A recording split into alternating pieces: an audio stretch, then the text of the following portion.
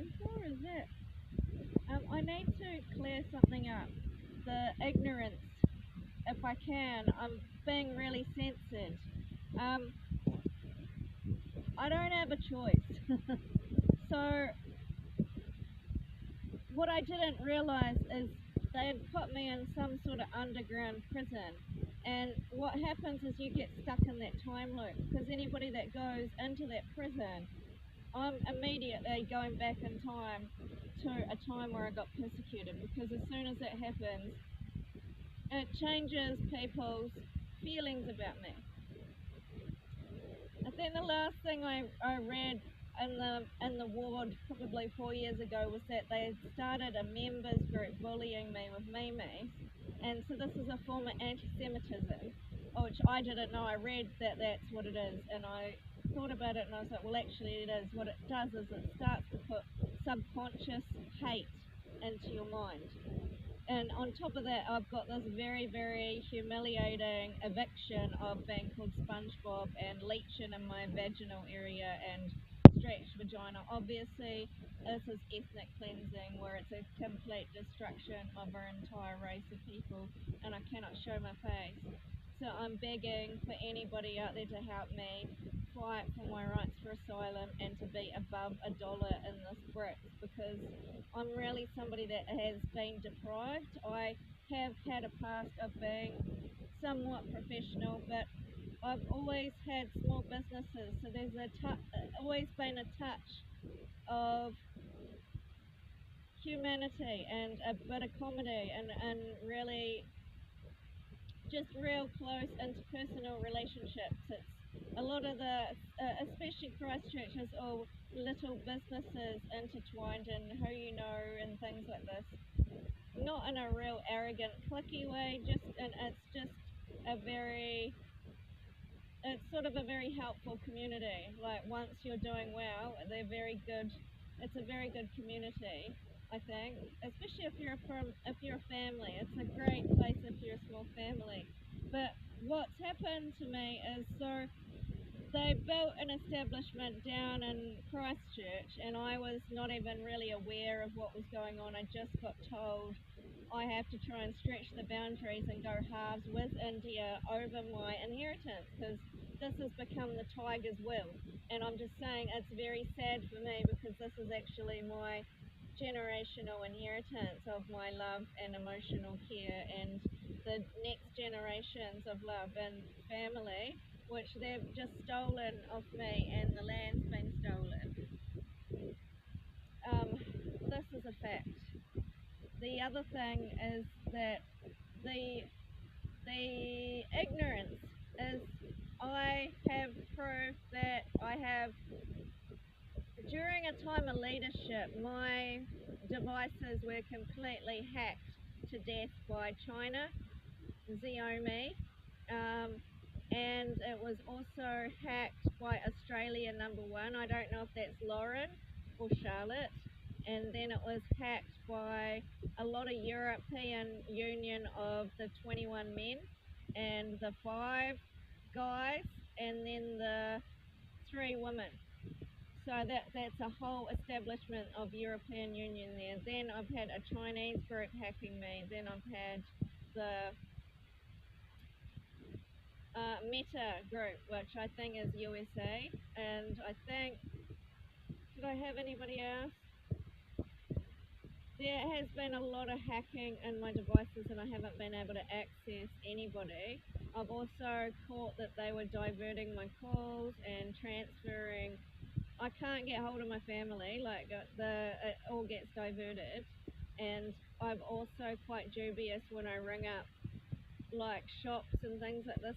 I don't think I'm really talking to I don't want to sound paranoid, but just when you have found out information, say something's going to take 10 days, and these shops are telling you it's going to take 21 days, or they give you different information all the time, and like if I ring the bank, it never actually says, hello, this is ASB, welcome to, Luciana, how can I help you today? It's never like that, it's just like, hello. And that's what makes me think that I don't legit. I've had a lot of cool diversion, and I've had a lot of theft with swapping SIMs and duplicating SIMs, and I went to Sweden and spoke out about that, and I got beaten up in Sweden and poisoned, and I think that's where they started the smelly mango.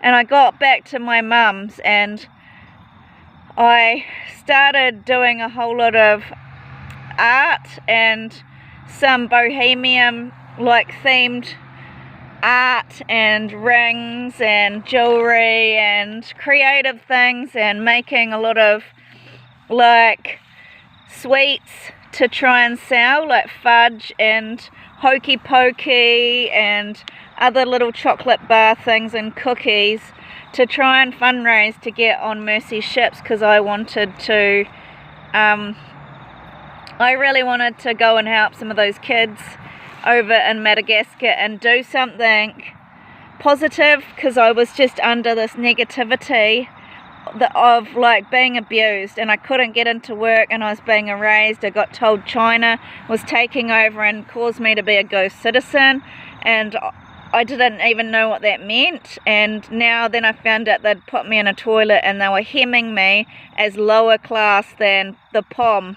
But what had happened in that time is, while they were rising in money and given a lot of help to get into businesses, I was being deprived. So they took away my rights to employment opportunities, discriminated me. Then I found a really good article about human rights abuses and what happens during land takeovers, as the landowners can actually start to tax businesses and any employment places to stop your opportunities. So I'm totally at the mercy of my captors right now, and what I'm asking for is a little bit of compassion, and that although it looks like I've done nothing, I was on survival for almost 5 years, and I really tried very hard to get a job. I was so proactive about it. I was very, very motivated and positive until I think the poisoning has set off some sort of immunity problem, and I found out I've got all these viruses. I think it's really hit my immunity wickedly, and then I got injected, which was a capital punishment last year June, and I went into this sort of real deep sleep. It wasn't a coma because I got up some of the time, but it was almost like one. It was like I was in this deep sleep for most of the time, and I would get up sort of like 2 hours a day and hardly get up at all, and go straight back to sleep and just feel exhausted. And I suddenly was gaining weight. My metabolism went out of control. I can't get it under control. It's whatever they did, they've really screwed my body. There's a blockage in my stomach. The hospitals won't look into it.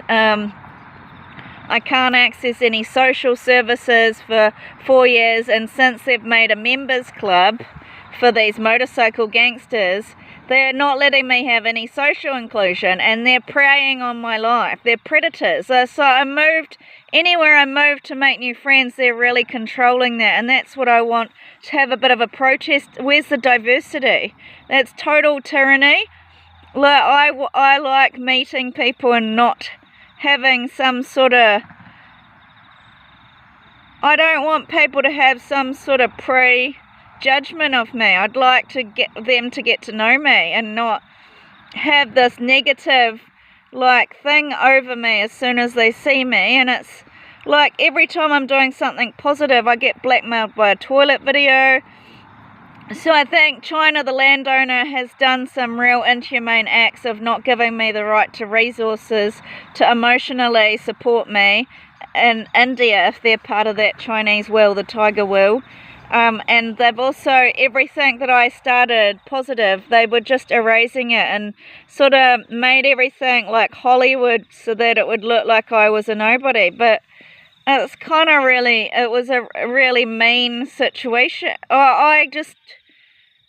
The reason I'm protesting is because I built those resources. Like, that's what you do, like, if you're a counsellor and you're going through a crisis. And the people said I'm in a civil war, because once you start having crime that's out of control and there's no nothing being done, then that shows you're in a civil war. And also to create all of these alliances and sort of make me look like the bad guy and keep, like, there's always this stuff on the internet sabotaging me, and it's like, it's torture, it's psychological torture, because I've always said I'm ready to go overseas, but they don't want me to work in any which way, and that's what I'm protesting about. I need to do something, and I need to have a peaceful home, and I want to know why I'm being taxed and why my citizenship rights are being taken all over the world, and why I'm being blackmailed with gang stalking, which like what they do is they harass and you react bad, and they'll hold you to that identity. And so for years they're making me low quality oil, but people don't actually understand that I actually got disfigured. I actually went on a mission to try and get a job, and I just had oppression and obstruction. I've had bullying from the cops. I had these 5 killer BE guys following me around saying I'm an ugly old head, like really bullying me, and I wasn't used to being trapped bad at all. My family are all women. Our family aren't actually that bitchy at home. You know how when women get together, I've seen them, that they get really, really cruel and nasty, especially like air hostesses. Our family's not like that. Like, we're just kind of really placid with each other. So I found this really difficult. Like, it's been very difficult to not. Well, I come from the kind of background where it's like, if you don't like someone, just let it go and ignore it and move on to something that you want to do. And they haven't. They're hounding me. They're harassing me. Wherever I try and rebuild, they tear it down, take away all the friends, start putting snuff tapes everywhere and damaging my reputation, and I can't keep living like that. I think it's time now that they've taken a lot from me, especially my purity, and I don't mean I was pure like a virgin, but I was an innocent person that had preserved my goodness, because I don't want to live in a dark life, like, you know. And I just feel whoever kidnapped me and abducted me in Australia has really stopped my businesses that were creative over there and stolen them, and then also stolen me and put me into a situation where I'm worthless and keeping all this devastation.